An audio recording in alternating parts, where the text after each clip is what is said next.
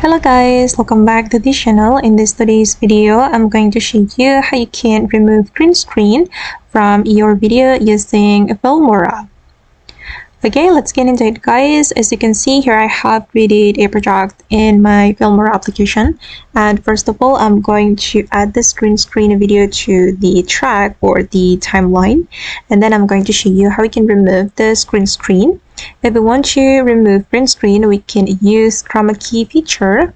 We can go to the video right here and then go to the AI tools. And then you just need to activate the chroma key feature. And as you can see that the green screen has been removed from my video. And basically you can use this chroma key feature to remove the background of your video. But the background has to be color like this.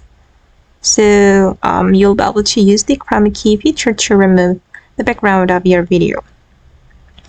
Okay guys, and that's all the way to remove green screen from our video using Filmora. I hope this video will be useful for you. Thank you so much for watching and bye!